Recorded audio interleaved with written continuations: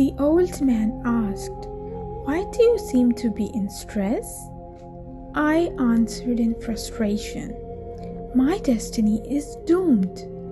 No matter what I try to do, every time things turn out to be opposite of what I expected them to be. Everything is turning upside down in my life."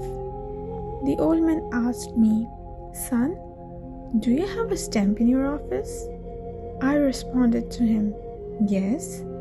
He then asked, "Are you aware that the letters on the stamp are carved upside down?"